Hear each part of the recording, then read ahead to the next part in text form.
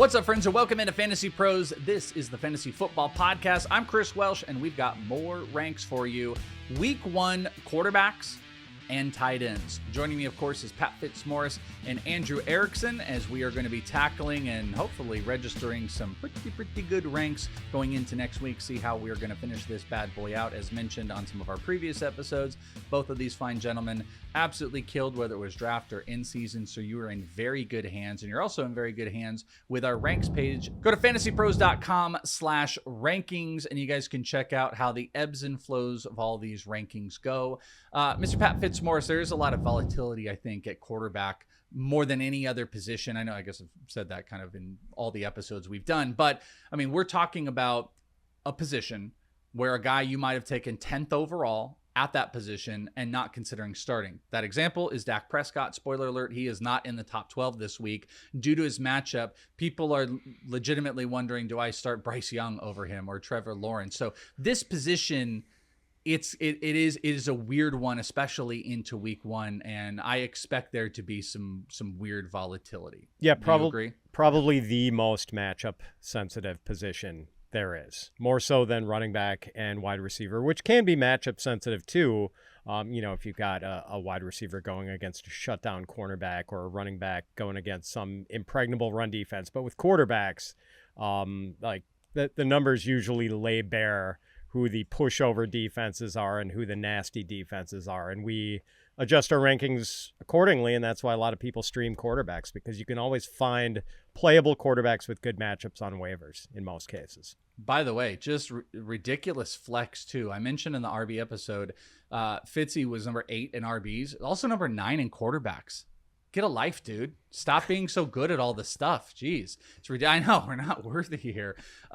Erickson, just as a quick aside, do you think there's anything people should give a little bit more consideration into, a la drafting Dak? He was moving up to like 11 and 10 on boards, and then not even considering starting him in week 1. Do you think that needs to be considered? Justin Fields is another good example. That was a guy that was moving into like 9 or 10. We've talked a lot about the Jets in our rank episodes, but now people are just plummeting him due to playing the Steelers. Do you think that needs to be a little bit more of a heavy consideration for those type of guys when you're drafting?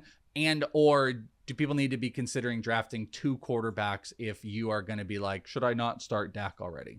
Well, I think that it goes into the late round quarterback strategy, where we all talked about this season where it seemed like it was pick your flavor. This is such a long tier of guys, like 10 plus quarterbacks that, I like this guy, I like his upside.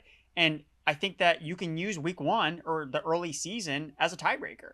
If you don't feel comfortable Dak Prescott at the Eagles in week 1, then don't draft him as your late round quarterback. Draft somebody else. Draft Drake Maye. So that's what I used. And that's why I don't have Dak Prescott on any teams, just because I didn't like the outlook for week 1. And I like the outlook for week 1 for some of these other guys. And now you're seeing that reflected in the week 1 rankings. It doesn't mean that you can never have Prescott on your team. If he bombs week 1, well, you know that, hey, I still like him, but now he's valued cheaper. So now I can go and acquire a player like that. So that's something that, again, if you like all the quarterbacks, then find tiebreakers. I think week 1 is a good way to do that. Very, very well said. We're going to get to those top 12 quarterbacks, and we've got tight ends, not just about quarterbacks. We've got tight end ranks that are going to be happening. But first, if you want a chance to win the ultimate symbol of fantasy football dominance, the custom XL Champion Turnover Chain, courtesy of our friends over at Trophy Smack, the #1 destination for epic fantasy football trophies, then this is your moment. This massive 5-pound chain isn't just for show, it's a statement. To enter, all you've got to do is subscribe to the Fantasy Pros YouTube channel right now, drop a comment below on any of our videos, could be this one or any, and that's it. We're going to be announcing a winner right here on the channel, so make sure you turn on notifications so you know when videos are up and so you can claim your prize. This very, very awesome custom XL Champion Turnover Chain could be yours. Gentlemen, let's jump into this. Let's look at the big board of quarterbacks here. This is your top 12 quarterbacks for the week. So your QB1s, obviously super flexes, they're screaming at us. Lamar Jackson comes in at #1. Josh Allen 2, Jalen Hurts 3, Jaden Daniels 4, Joe Burrow 5. Nothing crazy there. Baker Mayfield at 6, Patrick Mahomes at 7, Kyler Murray, Bo Nix. Now things get interesting. Trevor Lawrence at 10, Drake Maye at 11, and Brock Purdy at 12. So those are some new names versus what you were probably doing in draft season. A couple quarterbacks to talk about in this list. Let's actually start with Trevor Lawrence. So Trevor Lawrence, I think, kind of jumps out to me as a player that, I don't think a lot of people were super excited about, was into the lower teens. He is ECR 10 this week, obviously due to matchup.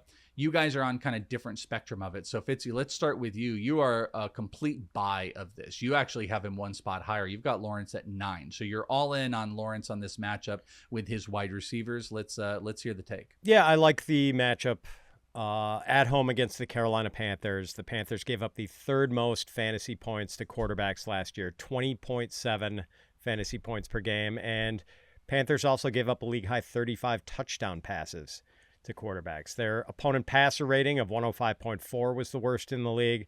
And I trust Liam Cohen to maximize the talents of Trevor Lawrence. Mr. Andrew Erickson, you are not as sold. You've got him a little bit closer to like draft equity. You do not have him as a QB1, probably a solid super flex in your mind, I'm guessing, but you've got him at QB15. So you do not want to get him out here as your starter this week.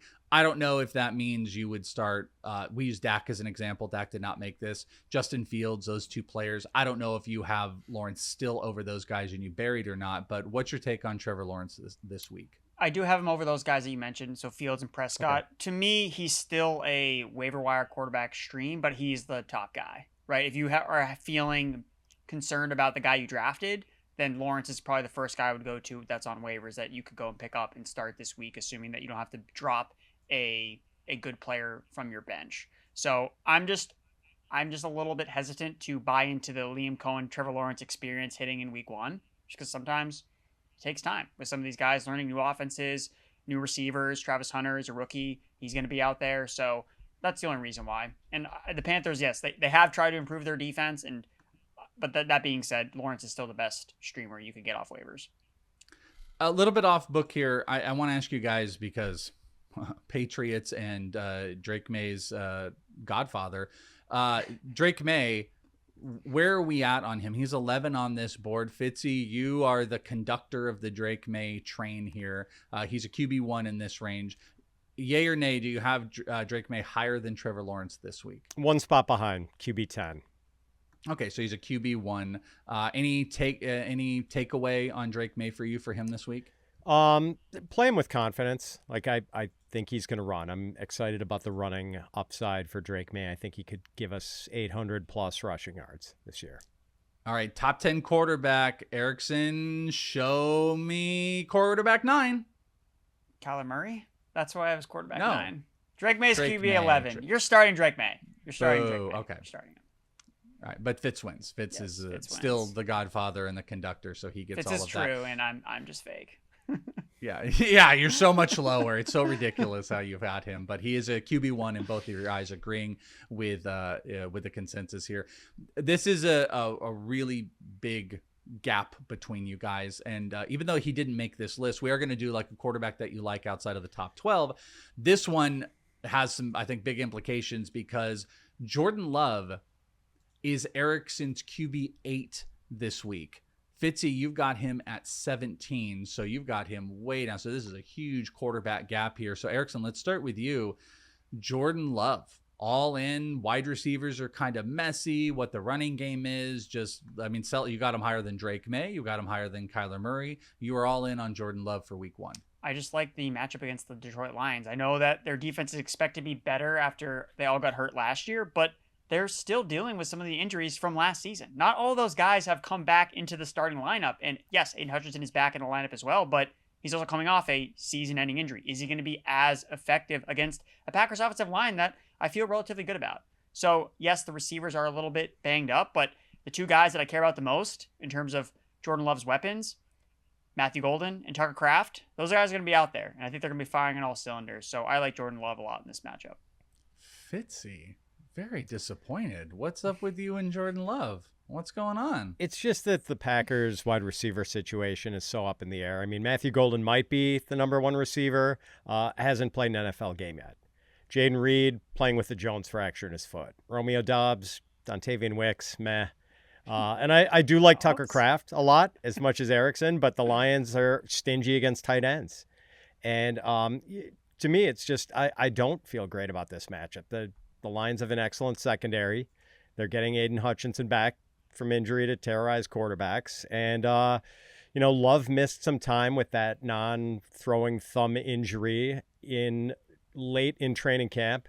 And Love didn't play especially well in his 2 starts against the Lions last season. 11.9 fantasy points and 14.5 fantasy points in those 2 starts with only 1 touchdown pass. I'm a little bit more with Fitzy on this, so just giving a hard time. QB 17 versus QB 8. Quarterback that did not make this list, a quarterback that is not in the top 12 that you think should be. Fitzy, you got an interesting name. Let's hear it. Yeah, so my top 12 matches the ECR top 12, but the guy who just missed for me was Justin Herbert. And Herbert just usually plays well against the Chiefs for whatever reason. In 9 career starts against Kansas City, Herbert has averaged 266 passing yards and 2 touchdown passes per game. He's also run for 3 touchdowns against the Chiefs, and he's averaged 7.9 yards per pass attempt.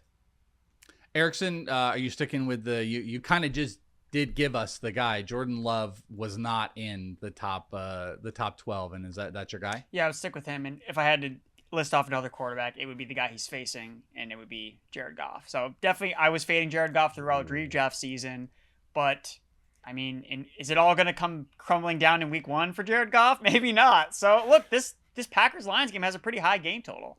So, I mean, there could be points. So Jared Goff. It's hard to score fantasy points when you're getting bear hugged by Micah Parsons, Erickson. Yeah, well, he's got his back injury, so we'll see how much he plays. Yeah, if he's got the epidural out. Shout out to Sonos for supporting today's show, whether it's a Monday night where I'm sitting home watching the football games, or I'm flipping back and forth between all the games on Sunday, or even college football on Saturdays. If I want to feel like I'm in the game, there's only one way to do it, and that's the sound of Sonos. Whether it is on the go with the headphones or the home theater experience, nothing takes you into the event live, feeling like you're in the stadium like Sonos. And I'm telling you right now, if you care about sound, you care about the experience of your sports, of your movies, Sonos is for you. It delivers incredible studio quality, and it makes it easy to really enjoy and enhance all of your entertainment levels. Take them to the next level. The home theater system I've got in my house, let me tell you something. It is next level. It's easy to set up. Sometimes those things are complicated. Sonos is not. They make it easy to up your experience level. And I'm telling you right now, the Sonos soundbar, way better than the old one I used to have. So much better. The Ace headphones too. You want to talk about quality. You want to talk about battery life. Up to 30 hours of battery. You get 3 hours of playback with a 3-minute charge. That's incredible. So right now, I want you to visit Sonos.com to learn more and explore the full Sonos lineup. Because if you're serious about great sound for football, for podcasts, for music, whatever it might be, you've got to check out Sonos. Again, visit Sonos.com to learn more and explore the full lineup: headphones, sound bars, home theater systems. Sonos has you covered. And now, back to the action. All right, let's go talk about some tight ends. We've got the top 12 tight ends with a couple interesting notes here. Looking at the big board, Brock Bowers comes in at number 1, Trey McBride 2, George Kittle 3. There you go. Easy stuff. Sam Laporta at 4, Travis Kelce, TJ Hawkinson, David Njoku, Mark Andrews, Evan Ingram, Tucker Kraft. That's your top 10, followed by Tyler Warren. And then Jake Ferguson comes in at number 12. So pretty, again, as you would expect, as it pretty much should be in week 1. Not too many crazy things in here. Let's start with a player that you guys have way higher than consensus. And I was kind of doing the same thing here. And we talked about this in the wide receiver episode. The Bengals are not a great defense, and someone's going to eat them up. You guys are saying it's David Njoku. He is ECR tight end 7. You both have him at 4. Erickson, why don't we start with you? All in on David Njoku this week. This week 1 matchup was why it was so hard for me to keep David Njoku low in my redraft rankings, because I knew week 1 was against the Bengals, and I knew he was going to smash. Just like, that's how confident I am about Njoku this week. He destroyed the Bengals last season when he played them. And when we saw him play with Joe Flacco, the guy was an absolute monster. He's averaging 9 targets per game, 29% target rate per route run. Last season, he led all tight ends in end zone targets per game, 13th overall in targets per game. Not at just tight end, among all players that caught passes last season. So, look, I think maybe his usage changes a little bit if they use a little bit more of Harold Fannin, but for week 1, expecting a 3rd-round rookie to eat into this veteran who's established, has rapport with Joe Flacco. If this game turns into a shootout, Njoku is going to go for over 100 yards and maybe score a touchdown. So he is, if you went late-round tight end and Njoku, or if somehow Njoku didn't get drafted, that's the guy you should start this week. Fitzy, it's just the big three that are above him for you this week. It is. And Erickson nailed the Njoku angle. The other angle is this matchup against the Bengals defense that gave up the most fantasy points to tight ends last year. Here are the numbers compiled by tight ends against Cincinnati in 2024. 111 catches, 1,114 yards, and 10 touchdowns. So basically, tight ends collectively against the Bengals last year were like peak Rob Gronkowski. We'll take that. We'll take that all day long. Mark Sounds Mark pretty Andrews, good. That sounds pretty good. Sold. Next up on the list, let's talk about Mark Andrews, ECR tight end 8. Fitzy, you've got him at 7. Erickson, you've got him at 10. I feel like, ironically, Tucker Kraft, who we're not going to talk about again, we kind of already talked about. You guys are on like different sides of that and maybe the matchup. And actually, he might be part of the reason, one is higher and one is lower on specifically Mark Andrews. It's the Tucker Kraft effect. But Fitzy, you tell us, you're a little bit higher on Andrews here. So what do you got for him in week 1? Well, Andrews really wasn't a guy I wanted to draft. Sort of a fade for me in draft season. But I think the time to feel good about him is early in the season because Isaiah Likely is not expected to play in week 1. He's recovering from a broken bone in his foot. And that makes the target outlook a little sunnier for Andrews, or at least better than it would be if Likely were around. All right, Erickson, you are not quite as excited. You've got him at 10 at tight end. Doesn't look like you're benching him or anything like that, but do you think production is going to be a little bit muted? I think this is probably where my ranking is wrong. So it's someone that I'll probably have to move up because Likely's out. This is prime time for Mark Andrews to vacuum up touchdowns, especially in a game against the Buffalo Bills where there could be no defense. I mean, it's Lamar versus Josh Allen. There should be points galore. Maybe your guy, Dalton Kincaid, Welsh, can catch a touchdown too. Maybe he can get involved. So I think I probably have to move, especially in the half PPR ranks where, I mean, right now, I have Evan Ingram ahead of him. I don't think that's necessarily going to stay like that. Kelsey, he has to catch a touchdown, I think, to outscore Mark Andrews. So I'm probably going to move him up. But I struggle when I put him next to guys like Kraft and Tyler Warren, where Sure. I just see the explosive yards after the catch. I think maybe those guys see a little bit more volume here in week 1. But touchdowns, I mean, I don't know what the touchdown odds are, but if you look, I bet Mark Andrews is pretty close to even money or a plus 100 to catch a touchdown in week 1. He had one in each of his 2 games against the Browns last year, a touchdown. And like I said, I felt like Tucker Kraft was kind of like a piece that moves Andrews for both of you, whether you like Kraft, not that you dislike Kraft, but Fitzy, you had mentioned like the matchup could be a little bit tougher. You're all in Erickson on Kraft, so that might have the effect that pushes him down. You say Kincaid would be one of those tight ends that did not make the top 12 that I think I would push into the top 12. But let's see what you guys think. So one deep tight end, he didn't make this list. Maybe it's a guy that is going to get there or someone that people should be taking a look at. Fitz, who do you got? Brenton Strange for the Jaguars, now the starting tight end following Evan Ingram's departure. And he kicks off the season with a plus matchup against the Panthers, who gave up the second most fantasy points to tight ends last season. They allowed 11 touchdowns to tight ends. Okay, Erickson, what do you got for us? Going to Drake May's red zone target, Hunter Henry against the Las Vegas Raiders. I think Henry's going to have a big red zone role. He saw that with Josh McDaniels in McDaniels the last time they played together or coached together in New England. So yeah, I think if the Patriots offense scores points, I think Drake May's going to be throwing touchdowns to Hunter Henry. And when it comes to these late round tight ends or guys you're streaming, you catch a touchdown, bang, you're top 5 tight end on the week. That's all you got to do. Easy money, easy money. Go to fantasypros.com/rankings if you guys want to check out what the tight ends are looking like all the way up until kickoff. If you're going to help you make some of those decisions, we can also help you make those decisions where we've got our Sunday stream. We've got our Sunday streams are back a couple hours before kickoff. Hopefully you guys join us over on the YouTube, youtube.com/fantasypros, answering your questions. I'll be there. There's always a rotation of different guys, and Erickson and Pat will be in there. Sometimes I'm betting pros, but we got 2 hours of coverage for you. If you missed any of your fantasy questions, we got you set. That's going to do it. Quarterbacks and tight ends in the books. For Andrew Erickson and Pat Fitzmaurice, I'm Chris Welsh. Thank you guys so much for hanging out with us. Good luck in week 1, and we'll talk to you next time right here on Fantasy Pros. We did it.